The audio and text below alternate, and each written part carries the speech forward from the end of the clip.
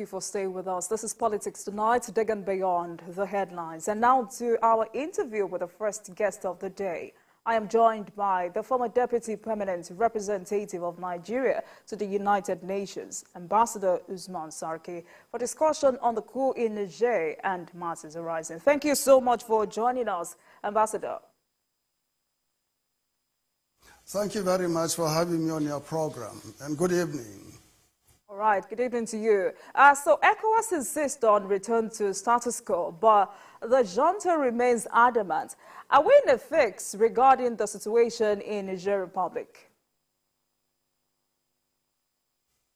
Well, the situation is getting very tense, very dicey, you may say, because of two factors. One, the general perception in ECOWAS member states, especially in Nigeria, that war is imminent.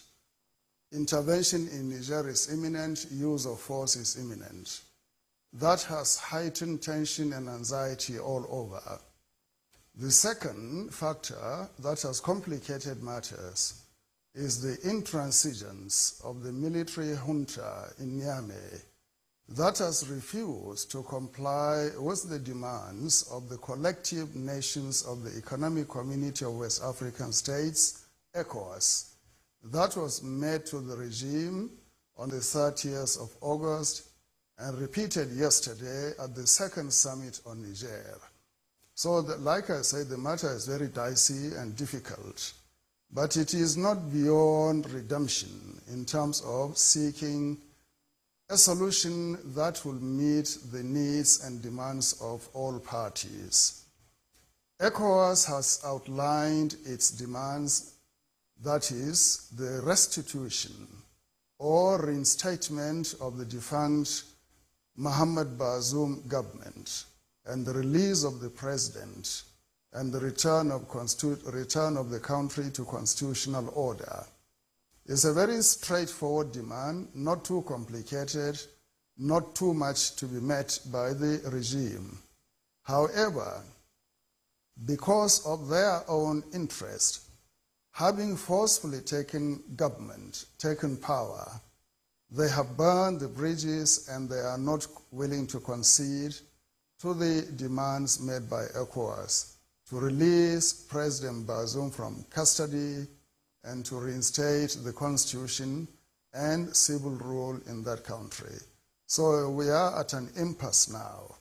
And when in diplomacy and statecraft, you reach a situation where there is no movement in terms of the meeting or bridging of the gap between two sides, then different options will be brought onto the table by the side that is making the demand in order to make the other side to change its behavior and also perhaps to modify its insistence on its position and meet the demands of the first party. So we are at this stage of impasse now, which must be broken either through diplomacy or through the use of force. So that is the alternative now left to the ECOWAS. Popularly, people are on the side of diplomacy, which I support also.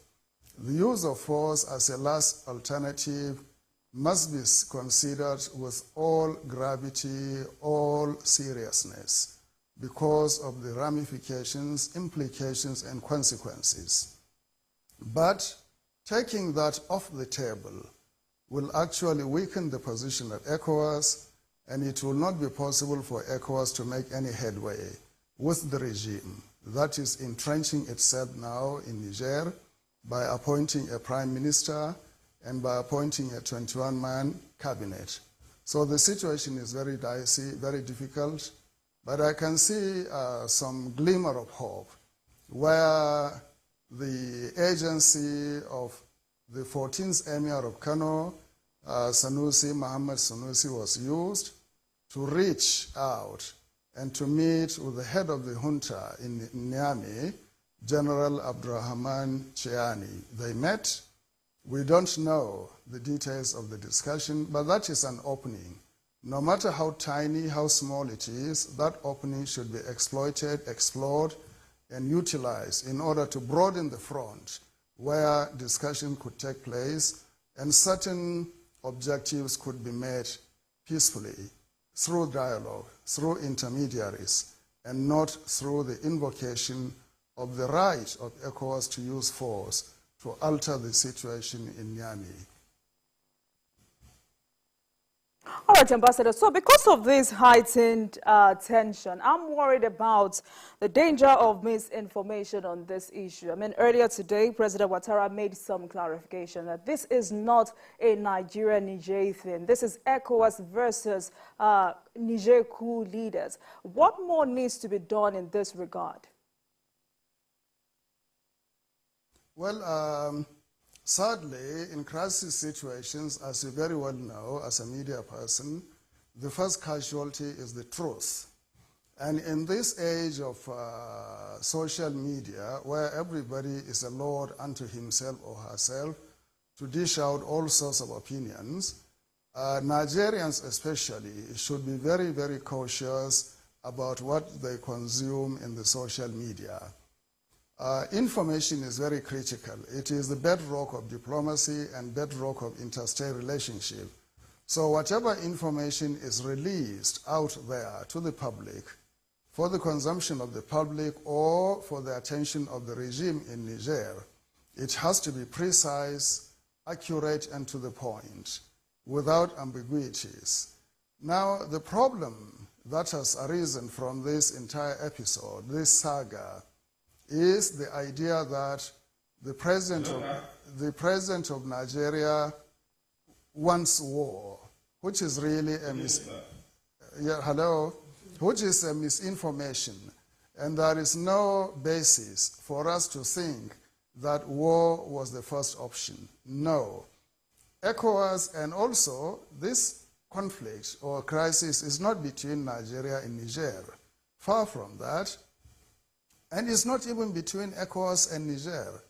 The crisis is between legality and illegality. Legality represented by President Bazoum and illegality represented by the usurpers, the military regime in Niamey. So we have to really make a distinction. It is not Nigeria versus Niger or ECOWAS versus Niger.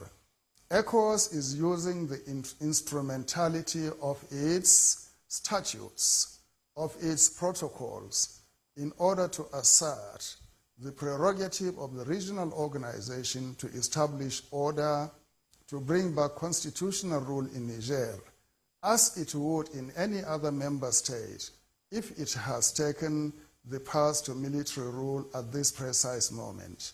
People are saying, why didn't ECOWAS apply the same treatment to Guinea, to Mali, or to Burkina Faso? Well, that is actually a matter to be debated at an appropriate moment. But now we have a position in ECOWAS that was pronounced and promulgated by President Tinubu in Guinea-Bissau on the 10th of July, that the community under his watch will exercise a sentiment of zero tolerance to coups, to forceful unconstitutional changes of government. That is a new position. That is a new dispensation in the ECOWAS. And it was approved by the member states present at that meeting. So it behoves upon ECOWAS to go through with this zero tolerance whenever it occurred. Unfortunately, sadly, unhappily, it took place in our sister country in Niger. ECOWAS would not fold its arms to stay still without taking any action to bring about some sense into the entire episode by calling for the reinstatement of the defunct government, the release of the president, and restoration of the constitution of the country. So information harnessing, strategic communication is very important, first on the part of ECOWAS, ECOWAS Commission itself must establish a communication system whereby its messages could go to the entire member states of the community, either through a radio or through a television or through the various internet-based communications medium. Secondly, the Nigerian government should also engage in complementary approaches by embarking upon constructive, forthright, truthful, and timely release of information, not necessarily through presidential spokespersons or thereabout, but through the Ministry of Foreign Affairs. Throughout this episode, I have not heard any spokesperson of the Ministry of Foreign Affairs stepping forward to give daily briefing to the Nigerian public on what has been going on. I think the Ministry of Foreign Affairs should be allowed to exercise its prerogative in the field of foreign policy in informing Nigerians about the objectives of actions and policies of the Nigerian government. And other media, other responsible agencies for public information should also contribute by way of asking questions and conveying answers to the Nigerian public in order not to keep people in anxiety or in the dark about the purposes of the measures, the intentions behind the measures, and the ultimate objectives that is being sought by the measures. So it's important, I agree with you, that strategic communication should be developed, built up, and embarked upon immediately. All right. So now that ECOWAS has ordered the activation of its standby military force in the Niger Republic, if the coup leaders refuse to restore constitutional order, what's the implication of this? Well, the implication naturally is that military action would take place. But that is not the immediate objective of the activation of the standby force.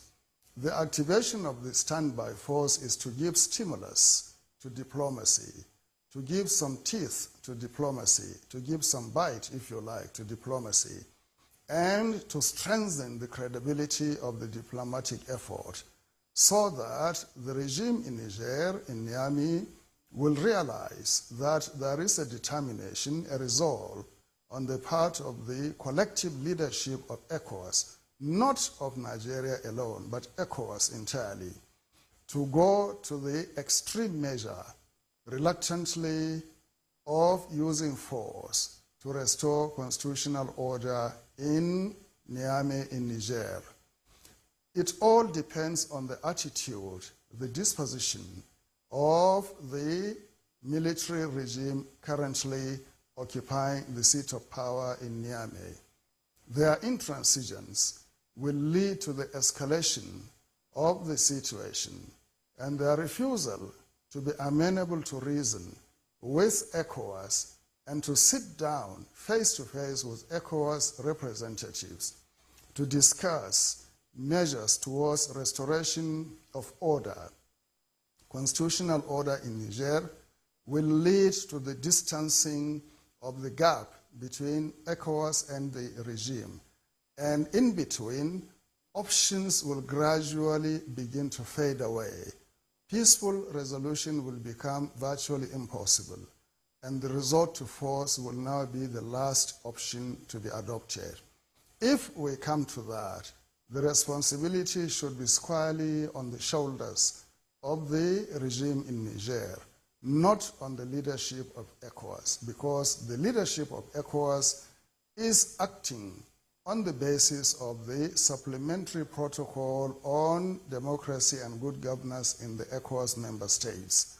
It is also acting in consonance with provisions of Article 4H and Article 4J of the Constitutive Act of the African Union. It is also acting in consonance with the general intents and purposes of the United Nations Charter to maintain peace and to prevent the emergence of situations of conflicts where egregious violations of human rights will take place. As we are today, the uncertainty in the entire Sahelian region has really been exacerbated by the coup in Niger in terms of creating ample spaces for non-state actors and negative forces to come in and take over and perpetrate violence and crimes and egregious violations of human rights. So the chances are there of terrorists infiltrating into the region from different parts of the world, and also of armed non-state actor military forces coming into the region.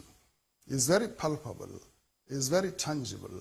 It is almost very probable that we will see a dreaded mercenary group will be imported into Niger to protect the regime, and in so doing to bring it into a collision course with ECOWAS forces. And that will be totally unacceptable. It will be repudiated by ECOWAS because there are two very well-established international instruments against the financing, recruitment, and use of mercenaries. One, incidentally, was an OAU, Organization of African Union instrument against mercenarism, or the Libreville Convention, which was adopted in Gabon in Libreville in 1977, and it came into force in 1985. The other is the UN Convention against the use, recruitment, and employment and training of mercenaries, which was adopted, I think, in 1987 or thereabout, and then it came into force in 2001. These instruments will be invoked by ECOWAS, by the African Union, in order to combat in the normative area and also militarily any mercenary force that is deployed into Niger to fight the ECOWAS force that will be deployed there. But we are now jumping the gun. We are now moving ahead of development. We have not reached that stage yet. President Tinubu, in his remarks yesterday at the second extraordinary summit on Niger, clearly indicated his preference towards peaceful resolution of this conflict, towards the continuation of diplomacy, towards the continuation of outreach to the regime. The communique that was also issued by the the Authority of Heads of Government at their meeting yesterday stressed over and over again the need for diplomacy, the need for persuasive engagement, the need for constructive engagement, the need for good offices to be used to bring about the situation to an end based on the demands put forward by ECOWAS on the diplomatic plane. The use of force and the activation of the standby force, ECOWAS standby force, is a legitimate entitlement of the regional organization to invoke in order to maintain peace and security in Niger, and also, if needs be, in other countries in the region where violations of the supplementary protocol had taken place. So there is a mixture of initiatives and mixture of options on the table, but the most preferred options are dialogue, dialogue, dialogue, diplomacy, diplomacy, diplomacy, engagement, engagement, engagement. As a last and final, unavoidable resort, the use of force in order to dislodge the regime in Niamey when and if all else fails. All right. So in response to this activation, the coup leaders have fired back by saying they will be forced to kill deposed President Bazoum if military action is launched. Do you see them carrying out this threat? Well, I don't know. Desperate people can do anything. They can go to desperate measures. But they should know that regicide or the killing of a king or president is a very, very serious matter is abhorrent. It is repugnant to the sensitivities of the civilized world, including the people of Niger.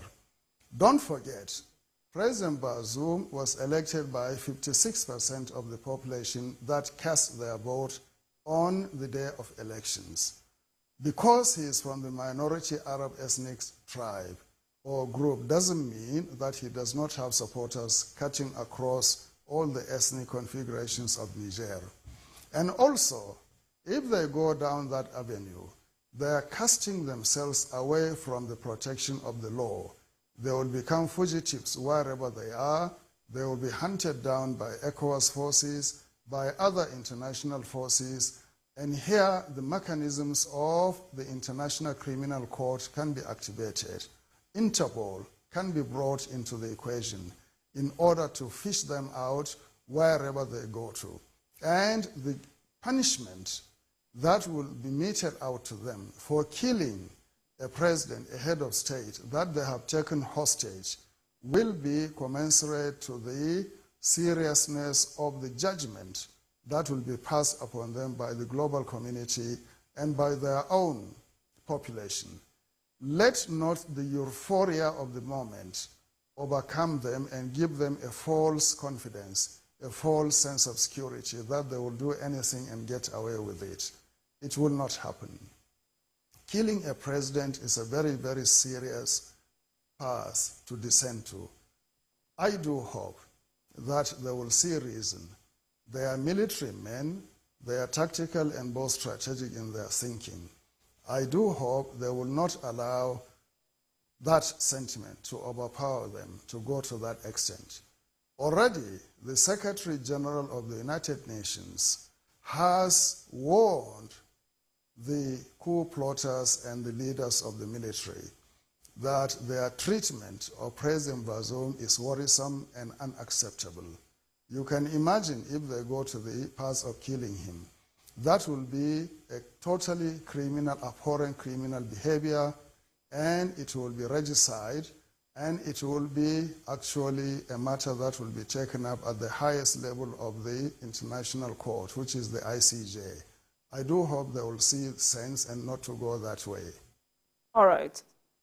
So one recent development was the coup leader's refusal to meet with the ECOWAS delegation led by General Abdulsalami Abubakar, but met with former Emir of Kano, Muhammadu Sanusi. Why this apparently disrespectful conduct? Well, that is, if you look at the communique of yesterday, it abhorred, it deplored and condemned this rejection of the overture that was made to them on 2 or 3 different occasions by ECOWAS. First, they spanned the mission of General Abdulsalam Abubakar, GCFR, and His Eminence, the Sultan of Sokoto. They spanned that mission.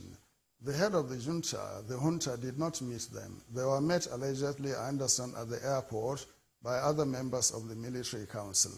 That is one. Secondly, a tripartite mission of the United Nations, African Union, and ECOWAS representatives were to go to Niger, I think, sometimes early this week or last week, but that mission was not even allowed to proceed because the coup leaders purportedly said the safety of those missions or delegation will not be assured, which is really neither here nor there. And there are other also overtures that they did not respond to. The president of Chad met with them. I think the president of Benin also, if I'm not mistaken, was the first to go there to tell them what is in the offing in terms of seeking a peaceful solution to the impasse. They did not. They did not even as a good gesture, as a good intent, promise to release President Bazoum to ECOWAS. They did not do that.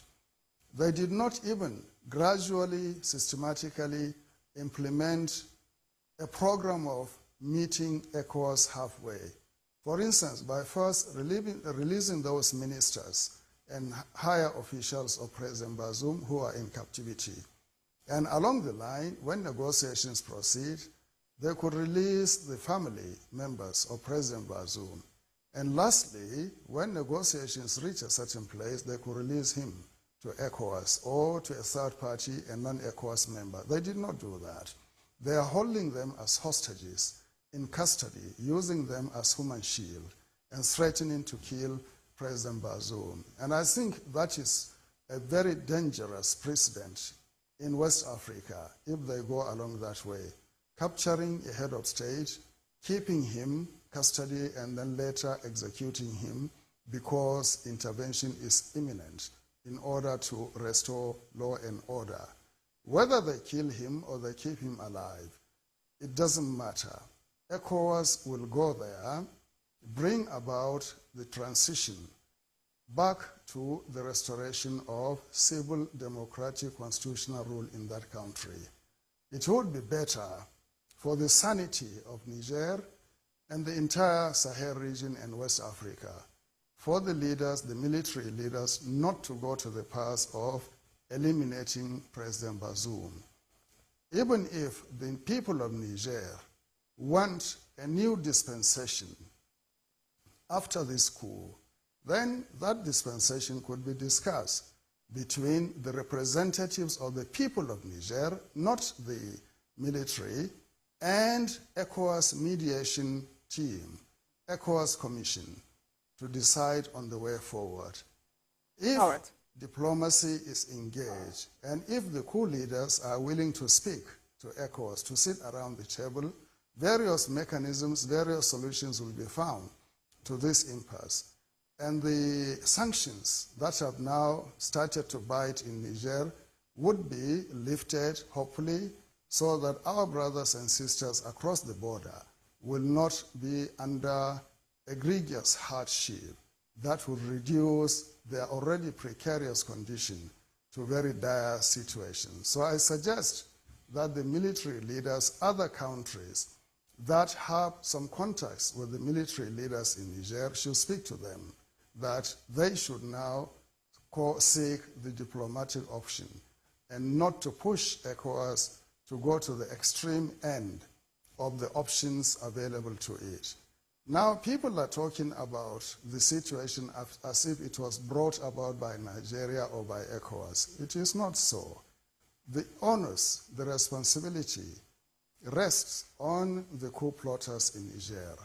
They are the ones who have to modify their behavior in order to soften the fall of their regime without the necessity of deployment of force and perhaps the destruction of lives and property in that country, which will be very highly regretted, which will not be in our interest, which will now alienate our two people who have been connected by history, by culture, by language, by religion, by geography, by many other things. So let us not go down that road. Let us, like President Tinubu said, continue to explore the diplomatic option. Let us also, like the ECOWAS communique said, continue to explore the diplomatic option. If out there, there are or Nigerians or any other Africans who have the weight, the gravitas, the credibility to intercede in this matter, to speak to the regime in Niger, to listen to them and to come back to their senses, they should step forward and avail ECOWAS of their services so that they can contribute to create a groundswell of public opinion and private initiative to resolve this situation. All right. Thank you so much, Ambassador. I've been speaking with the former Deputy Permanent Representative of Nigeria to the United Nations, Ambassador Usman Sirike, for discussion on the coup in Niger and matters arising. Thank you so much for joining us on Politics Tonight. It is an honor. Thank you so much, sir. Thank you. Thank you. It's a great pleasure. Thank you.